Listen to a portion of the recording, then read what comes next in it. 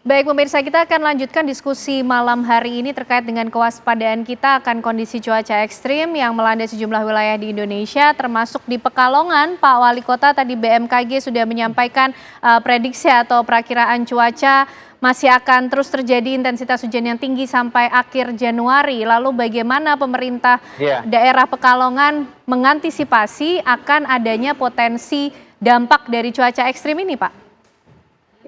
Iya Mbak Kenana, ini saya jelaskan sebentar ya. Sebetulnya Kota Pekalongan ini di tahun 2024 dan 2025 kemarin relatif sudah aman dalam tanda kutip ya tentang banjir. Karena di Dinsos sendiri pemerintah itu tidak membuka dapur umum dan titik pengungsian itu sangat sedikit. Paling intensitasnya hanya 2 atau 3 hari mereka sudah pulang, paling hanya 200 atau 300 jiwa. Tapi di tahun 2026 ini awal memang intensitas hujan masih sangat tinggi sekali dan kita juga kemarin sudah komunikasi dengan provinsi. Provinsi sudah melakukan 2 kali rekayasa cuaca. Ini mudah-mudahan juga berhasil, terbukti tadi malam tidak hujan, mudah-mudahan malam ini juga tidak terjadi hujan. Memang di Kota Pekalongan ini selama Sungai Bremi ini belum ditangani, itu pasti kalau intensitas hujan yang sangat tinggi seperti tahun ini, awal tahun ini, banjir masih akan terus terjadi. Tapi anggaran APBD Kota Pekalongan ini pasti tidak mampu karena butuh setelah dihitung DE-nya dari BBWS ini sekitar membutuhkan 1,6 triliun, sedangkan APBD kita 1 tahun hanya 1 triliun. Kita komunikasi terus dengan provinsi dan pusat, mudah-mudahan ada jalan. Kita juga sudah sampai ke Bappenas, Bappenas juga sudah cek survei langsung, memang butuh penanganan untuk Kota Pekalongan, mudah-mudahan di pusat anggarannya juga ada dan segera turun. Untuk tahun 2026 ini awal sebetulnya sudah ada anggaran sekitar 37 miliar. Ya tadi disampaikan oleh BBWS dan kita untuk dorong untuk percepatan pembangunan maupun penguatan dan peninggian tanggul. Ya seperti itu, mudah-mudahan ini juga bisa cepat terlaksana supaya bisa pengungsi juga untuk tahun-tahun ke depan juga sudah berkurang lagi efek banjirnya. Nah, kalau di Kota Pekalongan ini, Mbak Kenana, bahwa sungai kita ini, Kota Pekalongan ini di hilir. Ya, hulunya ada di Kabupaten Pekalongan. Jadi misalkan Kota Pekalongan tidak mengalami hujan lebat, tetapi di Kabupaten Pekalongan itu terjadi hujan lebat, airnya juga pasti akan mengalir ke Kota Pekalongan. Jadi memang untuk penanganan ini harus bersama-sama, termasuk wilayah Sungai Bremi Meduri ini ada 2 wilayah. Di timur sungai itu wilayah Kota Pekalongan, di barat sungai itu wilayah Kabupaten Pekalongan. Jadi memang harus sama-sama penanganannya nanti dari pusat, bahkan dari provinsi. Tadi alhamdulillah Pak Wakil Gubernur juga sudah survei sendiri, baik ke lokasi, ke pengungsian, dan ada beberapa arahan maupun komunikasi ke pemerintah pusat. Mudah-mudahan itu bisa termasuk pembangunan maupun penanganan tanggul sungai ini yang memang wilayah dari provinsi itu bisa dipercepat. Oke, tentu itu menjadi suatu rencana besar jangka panjang ya, bisa kita bilang Pak, pembangunan infrastruktur ataupun teknologi untuk kemudian panjang, karena membutuhkan anggaran yang sangat banyak. Membutuhkan anggaran dan juga membutuhkan waktu. Sedangkan cuaca ekstrim ini di depan mata Pak Wali Kota. Lalu pertanyaannya, bagaimana proses antisipasi atau penanganan darurat Pak untuk kemudian menghadapi hal ini? Ya, penanganan darurat kita tentunya dapur umum semuanya sudah siap, termasuk tempat pengungsian juga semuanya sudah kita siapkan. Sebetulnya di sepanjang sungai Bremi dan Meduri ini sudah ada 13 rumah pompa kita yang ready. Tetapi untuk kondisi saat ini karena sungainya itu masih penuh, debit airnya masih penuh, pompa itu belum kita jalankan. Tapi memang banyak masyarakat yang protes, itu kenapa pompa tidak jalan, tapi padahal di lapangan itu belum memungkinkan kita untuk memompa air ke sungai karena debit air sungainya pun sudah limpas. Oke, baik Pak Wali Kota. Prof, apa yang bisa dilakukan Prof melihat apa yang terjadi di Pekalongan, tidak hanya di Pekalongan Prof, di Jakarta, di Bekasi, Kalimantan, Sumatera, karakteristik alamnya berbeda. Infrastruktur atau teknologi seperti apa yang perlu disiapkan Prof?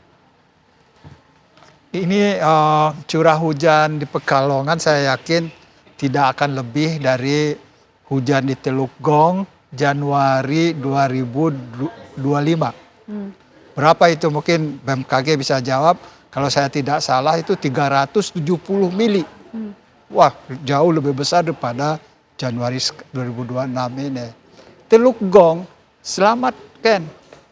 Jadi apa yang harus dilakukan oleh Pekalongan, daerah lain juga? daerah lain, daerah lain subsiden yang rawan rob itu, tanggul daerah land subsidennya saja.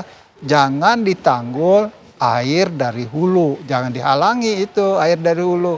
Air dari hulu harus Tetap mengalir ke laut dengan gravitasi. Jadi tidak hanya menanggul, kita juga harus siapkan pompanya yang cukup, gitu. Jadi di Teluk Gong itu tanggulnya kita pertinggi, pompanya juga kita perbesar, gitu. Nah, tapi ada satu, kita juga bangun waduk di Teluk Gong. Oke. Waduk itu untuk mengurangi ukuran pompa. Kenapa? Jadi ibaratnya Teluk Gong nih, kan dapat hujan ekstrim. Ini karakteristiknya bisa dicontoh di Pekalongan juga, Prof? Di Teluk Gong ini? Tiru cara Teluk Gong. Jadi Teluk Gong terapkan di Pekalongan, Demak, dan lain-lain. Jadi perkuat yang namanya sistem polder. Apa itu sistem polder? Adalah suatu sistem yang mana hanya air hujan yang boleh masuk. Tidak boleh ada air dari sungai lain masuk ke daerah tersebut, gitu. Nah, jadi kalau hujan ekstrim sekalipun, kalau pompanya cukup, tidak akan banjir seperti Teluk Gong. Oke. Tapi kalau tidak ada waduk, ukuran pompa ini harus sama dengan air hujan yang masuk. Untuk mengurangi ukuran pompa, itu kita bikin waduk di dalam polder ini. Jadi Pekalongan juga bisa lakukan yang sama seperti di Teluk Gong, gitu. Tapi bagusnya sistem polder ini, kita hanya memompa air yang turun di daerah land subsiden. Jangan membuat kita memompa air dari hulu. Itu bahaya. Seperti saya dengar tadi dari Pak Wali, memompa dari sungai-sungai, hati-hati. Kalau sungai itu di dalam polder yang kita desain boleh, gitu ya. Tapi kalau sungai itu dari hulu, kita beri celah dia pergi ke laut. Jadi poldernya itu dibagi-bagi polder kecil seperti di Jakarta. Nah, di Jakarta juga poldernya ada yang tidak sempurna. Nah, saya juga sudah beri masukan waktu zamannya Pak Anies dulu ke SDA DKI, ini nggak cukup pompanya, ini nggak cukup Pak. Terus tentang banjir kiriman, Ken. Nah, banjir kiriman ini yaitu bisa kita kurangi dengan memperbaiki catchment area, kan. Yang tadinya hutan kita jadikan kebun, perumahan segala macam. Tapi kalau di daerah-daerah yang sudah padat penduduk, bagaimana Prof catchment areanya? Padat penduduk, ya kita bikin dia, kalau kita bangun suatu perumahan diwajibkan harus teras sharing. Kalau orang misalnya kebun harus teras sharing. Ya, itu kalau di kebun. Ya, teras sharing itu akan mengurangi coefficient runoff tadi. Sebetulnya ini seperti ajaran nenek moyang kita, kan, berkebun dengan teras sharing, membangun rumah teras sharing. Nah, dan itu juga sekarang sedang diterapkan di China, gitu. Jadi untuk banjir kiriman itu kita lakukan perbaikannya dengan teras sharing. Dan juga jangan agak keliru kalau kita sebutkan saya akan hutankan kembali villa-villa di puncak itu. Wah, dibabat. Villa-villa cantik ini udah dibongkar terus mau dihutankan kan susah. Nggak mungkin. Hutan itu kan ada monyetnya. Lagi seperti awal lagi, gitu. Apa yang kita lakukan harusnya di villa-villa itu, apa yang harus dilakukan KDM, yaitu membangun sumur-sumur resapan atau biobiopori, dan daerah villa itu dibuat teras sharing. Jadi udah kalau keburu dibangun, ya mau nggak mau daerahnya diperbaiki. sistem polder ini kalau Anda kan lihat di PIK, Ya. itu mereka juga terapkan sistem polder, tapi banjir juga kan kemarin. Berarti ada yang salah dengan sistem poldernya. Nah, Tapi ini. kalau saya lihat Oke. PIK itu kalau dari lihat satellite image ya kan cantik ya kan. Jadi poldernya itu udah bagus mestinya ya. Tapi, Oke. nah apa yang masalahnya dengan Pulau C dan D itu bukan Pulau C dan D itu tidak cantik, tapi dia menghalangi sungai kita keluar ke laut. Dia Oke. menghalangi Prof, Cengkareng begini, Rin. apa yang salah atau apa yang menjadi tantangan terbesar sebetulnya di daerah nampaknya cukup sulit juga, Prof, menerapkan mungkin tadi sejumlah pilihan infrastruktur, skema, teknologi, apalah ya kita namakan itu ya, Prof, untuk kemudian menangani atau mengantisipasi banjir yang terjadi. Meskipun tadi Pak Wali Kota juga sudah sempat menjelaskan mengenai hal ini. Gimana, Prof? Menurut Prof apa? Tidak mudah memang. Saya juga waktu memperbaiki polder Teluk Gong itu juga tidak mudah meyakinkan. Apa yang membuat tidak mudah, Prof, biasanya, Prof, yang Ya, dihadapi di lapangan? Bukan bodoh, tapi sudah lupa lagi ilmu-ilmu mekanika fluida, ilmu hidrodinamika itu harus kita terapkan di lapangan. Itu semuanya kuliah semester 1 kok kan. Oke, tapi yang sebetulnya ilmu itu ilmu-ilmu sederhana yang sudah diajarkan sejak dulu, begitu, Prof? Diajarkan sejak dulu, tapi tidak diterapkan dengan benar. Gitu. Oke. Jadi misalnya di Teluk Gong dulu, oh ini bukan karena dijebol masyarakat. Coba hitung berapa air yang melimpah, saya bilang gitu kan ya. Oh lupa lagi rumusnya. Kenapa? Birokrat ini sibuk dengan masalah hukum, itu juga harus dikurangi. Jangan sedikit-sedikit mereka dipanggil, ini masalah korupsi. Kapan kita membangunnya gitu kan. Jadi Prof. itu juga jadi Menarik untuk ini. banjir kiriman, terasering. Untuk daerah land subsiden seperti Pekalongan, sistem polder. Ya. Gitu. Nah kalau daerah yang tidak daerah dalam subsiden, misalnya daerah yang di selatannya Jakarta, ya perbaikilah catchment areanya dengan sumur resapan, dengan terasering. Dan jadi sebetulnya pilihan metodenya sudah ada, tinggal disesuaikan dengan karakteristik dari wilayah atau daerah masing-masing gitu ya, Prof ya. Ya jangan dimusuhin. Oke, baik itu, Prof. BMKG Pak Andri, ini Indonesia nampaknya sedang dikepung banjir, Pak Andri, tidak hanya di sejumlah wilayah di Jawa, tapi juga di Sumatera, Sulawesi, Kalimantan. Lalu sejauh ini koordinasi yang sudah dilakukan di level pusat mungkin, pemerintah pusat bersama BMKG seperti apa? Apakah juga akan terus dilakukan rekayasa cuaca yang anggarannya juga cukup besar, Pak Andri, atau ada skema lain yang tengah disiapkan? Baik, BMKG tentunya selalu berkoordinasi ya, baik di nasional tingkat pusat antar kementerian lembaga ya, terutama dengan BNPB kalau di nasional, dan juga mungkin juga di bawah Kementerian Menko PMK juga ya, dan juga utamanya dengan BNPB. Jadi kami selalu intens menyampaikan potensi-potensi wilayah yang mana artinya perlu diwaspadai dan perlu dilakukan mitigasi dalam konteks tadi untuk antisipasi peningkatan curah hujan ekstrim ya, untuk meminimasi dampaknya, dan ini terus dilakukan ya.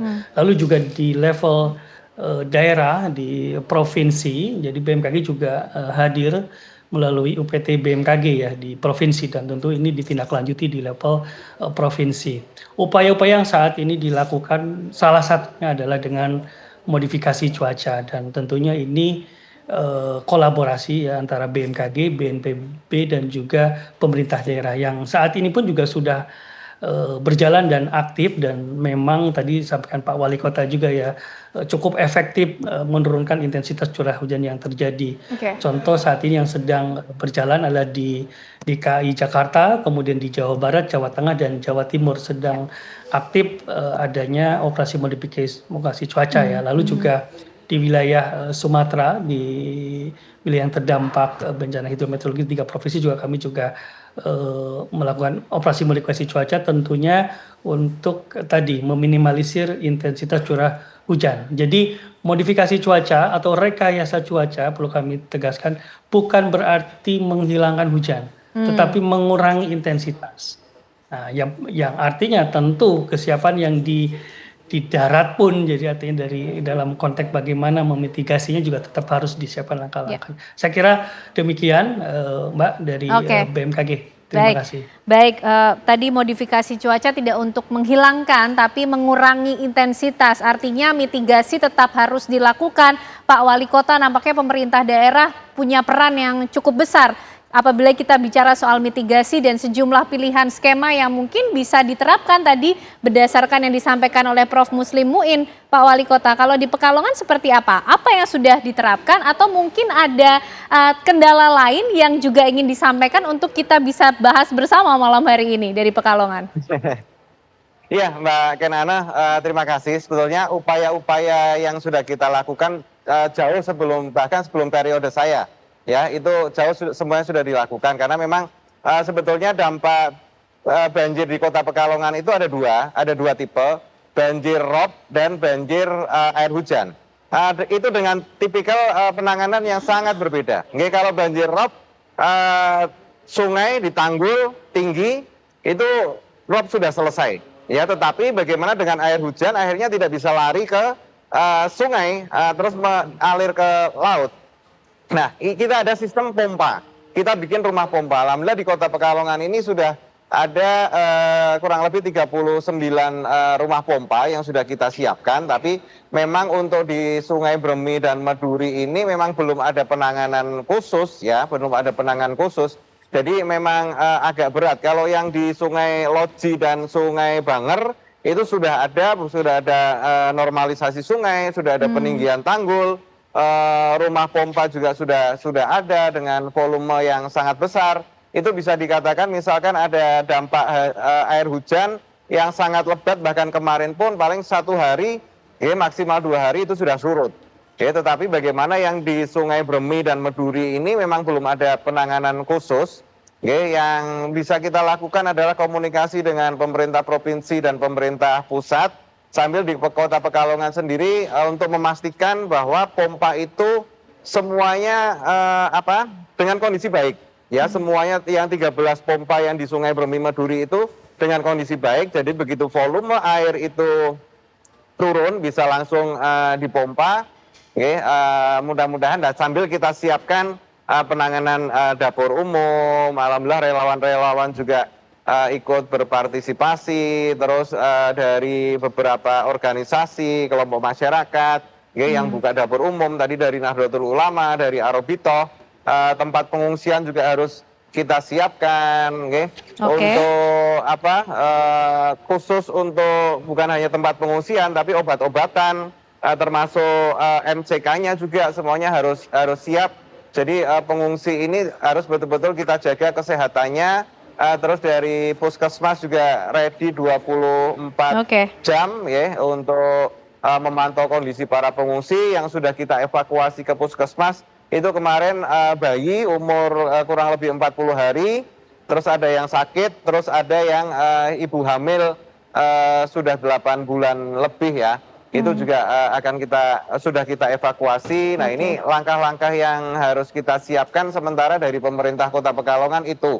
Ya, sambil kita terus komunikasi. Yang penting terus komunikasi. Tapi selama belum ada penanganan khusus Sungai Bremi dan Meduri seperti di Sungai Loji dan Sungai Banger, ya kondisinya kalau hujan seperti kemarin itu pasti tidak akan kuat.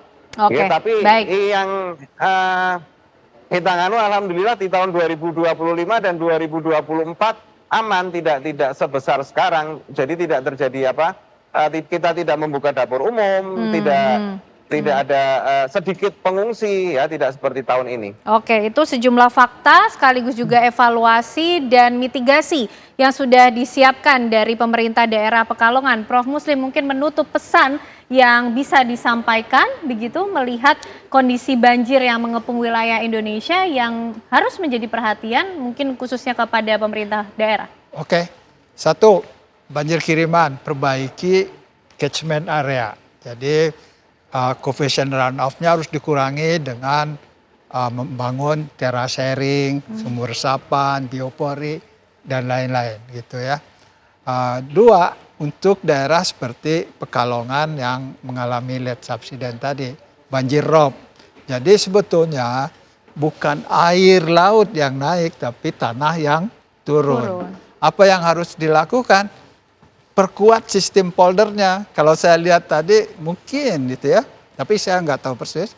Itu sistem poldernya keliru Pak Wali. Jadi mungkin kalau sampai kita menghalangi sungai begitu itu tidak semestinya seperti itu. Jadi polder itu hanya daerah yang mengalami land subsidence. Di Demak, di Pekalongan, di Semarang, semua kita bangun seperti kita membangun di Teluk Gong. Teluk Gong selamat kok dengan hujan yang ekstrim. Teluk Gong selamat dengan waktu pasang tertinggi. Gitu. Jadi satu, perkuat sistem polder.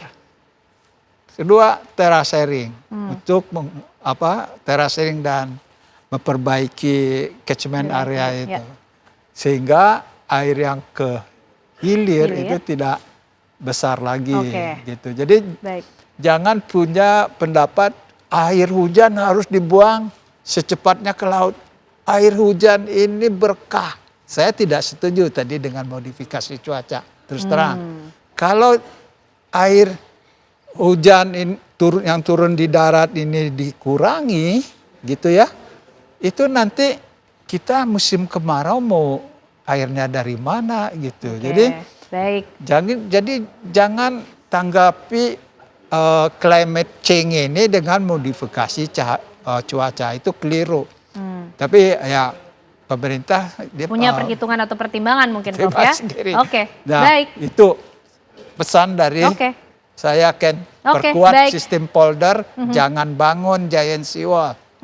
Tiga, perbaiki catchment area di hulu dengan macam-macam teknik itu. Ya, malam hari ini kita kembali diingatkan bahwa perubahan iklim adalah situasi yang benar nyata terjadi, termasuk juga di Indonesia. Semua punya peran masing-masing, tentu yang kita harapkan adalah proses penanganan dari apa yang terjadi saat ini, banjir yang terjadi di sejumlah wilayah, termasuk juga mitigasi berikutnya karena cuaca ekstrim diperkirakan masih akan terjadi beberapa waktu ke depan. Banjir bisa kita kendalikan, hujan tidak. Baik, terima kasih Bapak-Bapak semua untuk diskusinya malam hari ini. Prof. Muslim Muin, Pak Wali Kota Pekalongan dan juga Pak Andri dari BMKG malam hari ini sudah bergabung bersama kami. Tentu doa kita untuk upaya penanganan banjir juga di Pekalongan serta sejumlah wilayah lain di Indonesia bisa berjalan dengan optimal.